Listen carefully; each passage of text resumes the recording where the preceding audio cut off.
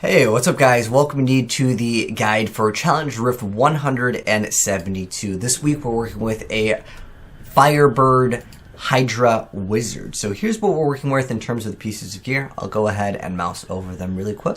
And then I'll go ahead and mention the things that are important to mention. So you're going to be dealing most of your damage with Hydra, surprisingly. A lot of times the Firebird set would use something like Blizzard, but you need to go ahead and actually ignite enemies to get a huge source of damage reduction. But we're getting a massive amount of damage with our Serpent Sparker and the Magistrate, so that's going to go ahead and be our main source of damage with the Hydras.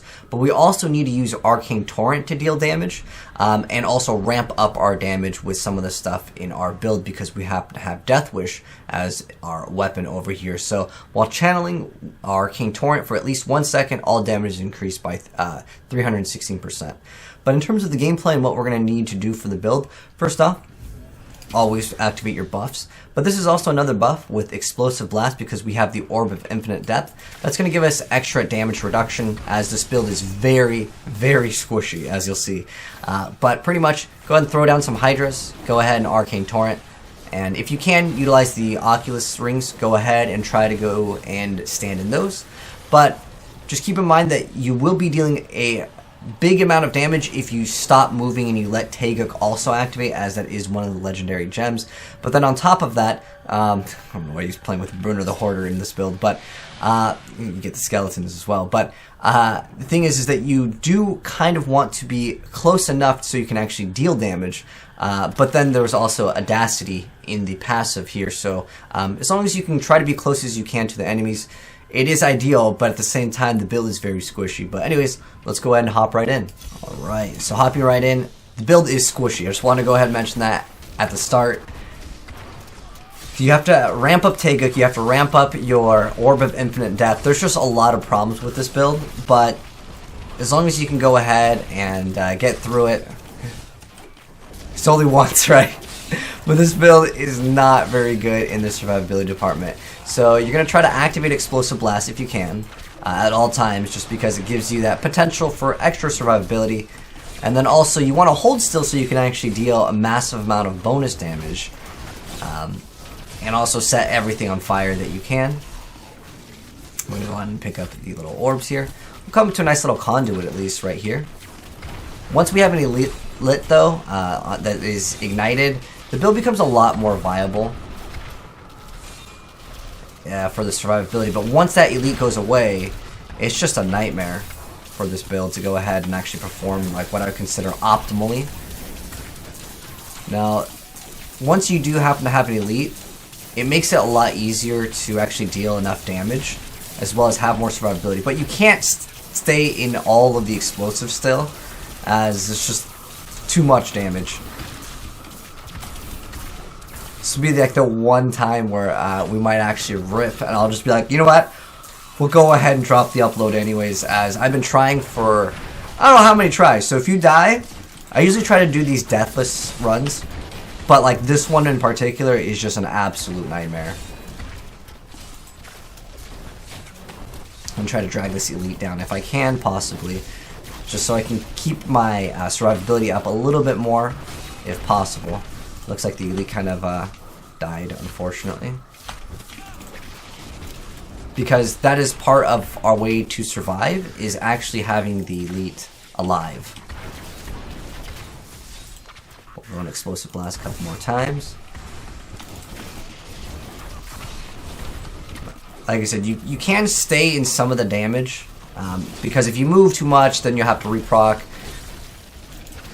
your massive damage bonus, and you also, if you move too much, you'll lose out on Taeguk. It's just not what I would consider the most friendly build. This is one of the more difficult challenge rifts, and I think a lot of people will be like, dude, I'm not even going to do this one, and I don't blame you if you were like that. But if you're all watching the video, it does technically help out to know where like some of the elites are. I'm going to go ahead and just grab this pylon over here so I can teleport out of the explosions, as the big guys, they like to explode for massive amounts of damage.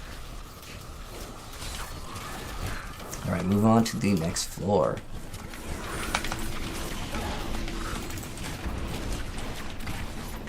I want to get this elite on fire as quickly as possible, just so I can get that massive bonus. We got a snowball coming up. We'll take use out of that seasonal buff. Unfortunately, snowball.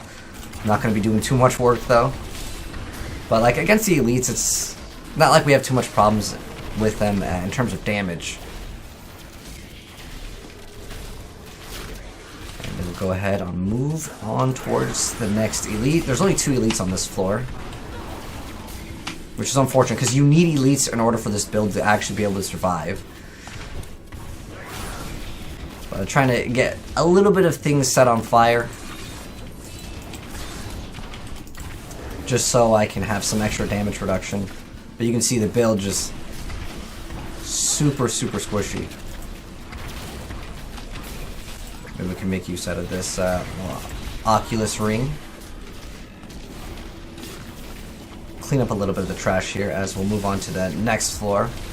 And the next floor, you'll pretty much just have like 1 elite and then they'll pretty much wrap it up. I'm just going to proc my explosive blast if I can really quick.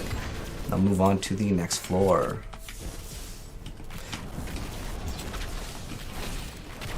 Make sure you get that elite set on fire ASAP. Explosive blast.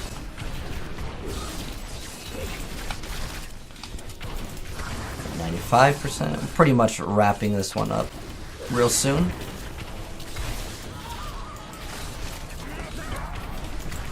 Seven. Yeah, this one, like, you're not necessarily super crunched for time, but it is one of the ones where, again, I'd consider a difficult rift for sure. We can get this last guy over here. We got the elite to spawn in, and we'll go ahead and get him down real fast. All I gotta do is hold down the Arcane Torrent, and he should melt quite easily. There we go. So let's see what we place for time with a 5-minute over here. I actually think that surprisingly that might actually be towards the top of leaderboards, as a lot of people probably don't even want to do this one. So it's a 507 over here.